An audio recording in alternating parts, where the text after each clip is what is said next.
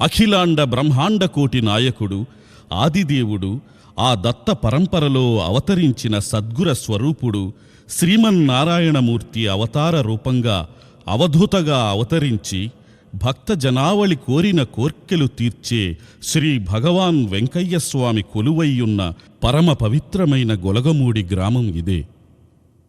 ఎంతో కాలం నుంచి రాళ్ళు రప్పలతో నిండి జనసంచారం లేని చిట్టడివిగా ఉన్న ఈ గ్రామం ఆ సద్గురుదేవుని రాకతో మహాపుణ్యక్షేత్రంగా మారింది. శ్రీ భగవాన్ వెంకయ్యస్వామి పాదస్పర్శతో ఈ నేలంతా పులకించింది.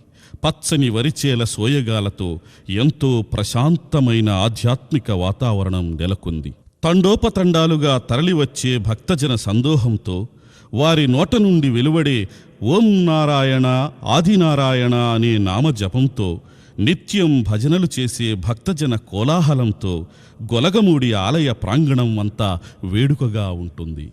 పసిబిడ్డలు, మధ్య వయస్కులు, పెద్దలు, వృద్ధులు, రోగార్తులు ఇలా ఎందరో నిత్యం వెంకయ్యస్వామి సన్నిధికి తరలి వస్తుంటారు. స్వామి వెంకయ్యా అని నోరారా పిలిస్తే ఇదిగో వస్తున్నానయ్యా అంటూ వచ్చి ఆపదలుగాచే ఆపద్బాంధవుడైన శ్రీ వెంకయ్యస్వామిని దర్శించుకుని తరిస్తుంటారు. ఇదిగో ఈ ఆలయం సమీపంలోనే కోనేరు ఉంది. ఈ కోనేరులోనే సాక్షాత్తు వెంకయ్యస్వామి స్నానమాచరించారు. పంకం నుంచి ఉద్భవించి పచ్చని ఆకులతో నయనానందకరంగా విరిసిన పద్మపుష్పాలు ఈ కొలనులోనే కొలువు తీరి ఉంటాయి.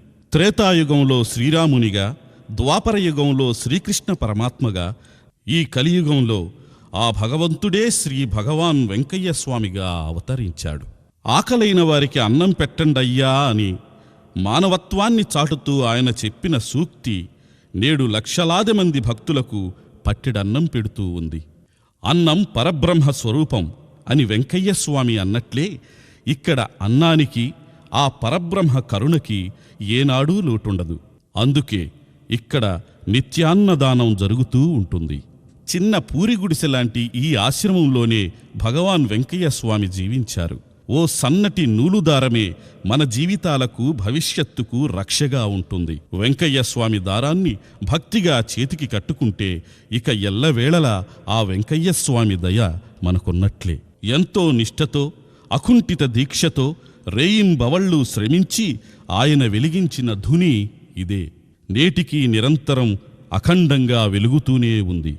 ఆ ధుని చుట్టూ ప్రదక్షిణం చేసి ఈ అగ్నిహోత్రానికి కొనసాగింపుగా ఓ చిన్న సమిధ వేసినా చాలు మన జన్మ పావనమైనట్లే. భక్తితో భజనలు చేసేవారు కొందరు, అన్నదానానికి బియ్యం మోసుకొచ్చేవారు కొందరు, వెంకయ్యస్వామిపై అకుంఠిత భక్తితో ఆలయంలో అడుగడుగునా సేవలు చేసేవారు మరికొందరు. ఆయన గుడి ముంగిట కటిక నేలపైనైనా, చింకి చాపలపైనైనా సరే ఒక్క రాత్రి నిద్రించిన వెంకయ్యస్వామి కరుణ మనపై ప్రసరిస్తూనే ఉంటుంది. అందుకే వేలాది మంది భక్తులు వెంకయ్యస్వామికి ప్రీతిపాత్రమైన శనివారం రోజుల్లో ఇక్కడే నిద్రిస్తూ ఉంటారు. వెంకయ్యస్వామి నామగానం చేస్తూనే ఉంటారు. ఇక్కడ నీరు పవిత్రం, నేల పవిత్రం, గాలి పవిత్రం. భగవాన్ వెంకయ్యస్వామి నడయాడిన ఈ గొలగమూడి ఎంతో పవిత్రం. ఓం నారాయణ ఆదినారాయణ.